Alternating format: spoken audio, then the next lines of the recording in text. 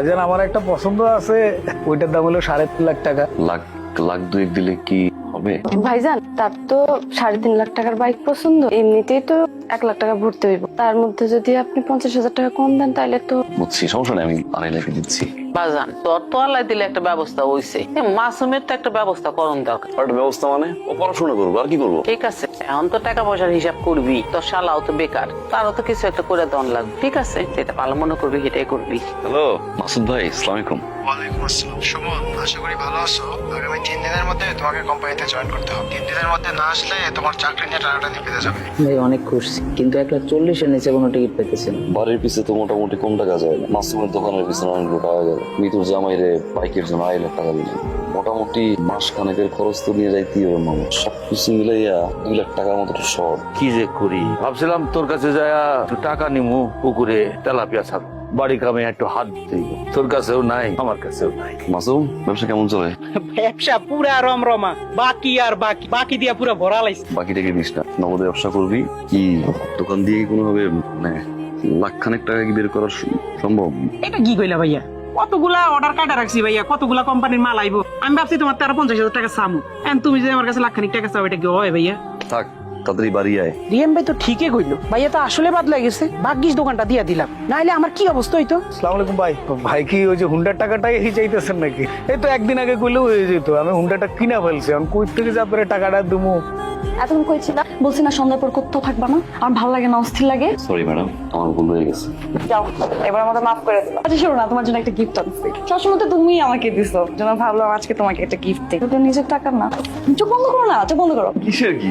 আরে দাঁড়া না, উল্টা পাল্টা কিছু দিও।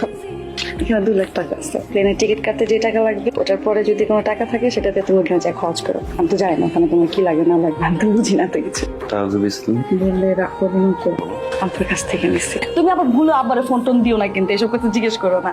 এটা কাজ করলাম, আমি কি যৌতুক দিব নাকি? যৌতুক নিব মানে?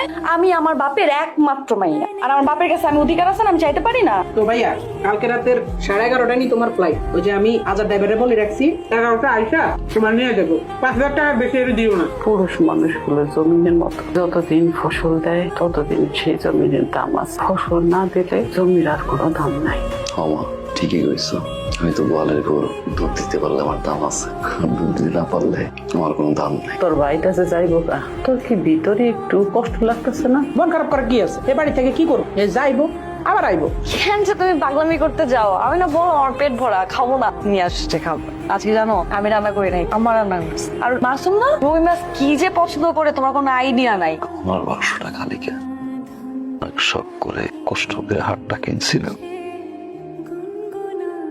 দাদা ভাই, এবার আইসা হয়তো তুমি আমারে আপ দেখতে পারবে। তুমি ছাড়া আমি থাকতে পারবো? আমি জানি এই বুকে কত কষ্ট নিয়ে যাইতে আসো, এটা একমাত্র আমি ছাড়া আর কেউ বুঝে না। কি এমন হইলো বাজান, এমন তাড়াহুড়া করে চলে যেতেছস? 3 মাসের ছুটি নিয়ে আইলি, আবার এখনই যাইতেছস? থাকতে পারলে তো থাকতাম মা, মাসুমায় না? 3বার ফোন দিছি আরামজাদারে, আসি নাই। আজকে শুক্রবার তো ওর দোকানে মনে অনেক চাপ, তুই যাইতে যাইতে ওদের ফোন দিব। আমার কাছে খালি একটাই চাও, আমার সবাই মিলেমিশে থাকো, সুখে থাক। ডাবল শিফটের কাজ না, 18 ঘন্টা 19 ঘন্টা কাজ, ঘুমানোর সময় পাই না, শরীর ব্যথা, গা ব্যথা। একজন প্রবাসী সে যে কত কষ্ট করে, কত স্যাক্রিফাইস করে তার পরিবারের জন্য, তো সে জানে। তোমাকে যার যা লাগে, জানি না কবে আবার আসি, সবার সব চাহিদা পূরণ করো।